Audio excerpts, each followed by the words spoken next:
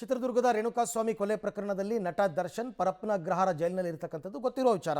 ಈಗ ಅವರನ್ನು ನೋಡೋದಕ್ಕೆ ಅಂತ ಅವರ ಪತ್ನಿ ವಿಜಯಲಕ್ಷ್ಮಿ ಹೋಗಿದ್ದಾರೆ. ಅದು ಏನು 2.5 ಗಂಟೆ ಕಾದಿದ್ದಾರೆ. ಸೇಮ್ ಬೇರೆ ಬೇರೆ ಖೈದಿಗಳನ್ನ ನೋಡೋದಕ್ಕೆ ಅವ್ರ ಸಂಬಂಧಿಕರು ಬಂದರೆ ಹೇಗಾಗುತ್ತೋ ಅಷ್ಟೇ ಟೈಮ್. ಸೋಮವಾರ ಮತ್ತು ಬುಧವಾರ ಪತ್ನಿ ವಿಜಯಲಕ್ಷ್ಮಿ ಭೇಟಿ ಮಾಡಿದ್ದಾರೆ.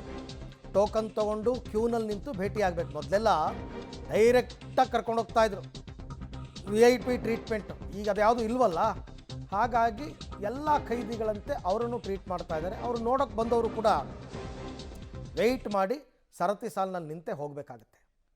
ಸೊ ವಿಜಯಲಕ್ಷ್ಮಿ ಈ ಸೋಮವಾರ ಮತ್ತು ಬುಧವಾರ 2 ದಿನ ಕೂಡ ದರ್ಶನ್ ಅವ್ರನ್ನ ಭೇಟಿಯಾಗಿದ್ದಾರೆ.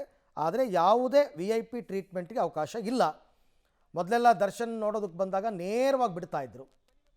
ಈಗ ಆ ಥರ ಇಲ್ಲ, ಯಾಕೆಂದರೆ ಕೋರ್ಟ್ ಹೇಳಿದೆಯಲ್ಲ ಯಾವುದೇ ರಾಜಾತಿಥ್ಯ ಇಲ್ಲ ಅಂತ. ಹಾಗಾಗಿ ಈಗ ಸಾರ್ವಜನಿಕರ ರೀತಿಯಲ್ಲೇ ಬಂದು ದರ್ಶನ್ ಅವ್ರನ್ನ ನೋಡಿಕೊಂಡು ಅವರು ವಾಪಸ್ ಆಗ್ತಾ ಇರ್ತಕ್ಕಂಥ ದೃಶ್ಯ ತಾವೀಗ ಗಮನಿಸ್ತಾ ಇದ್ದೀರಾ.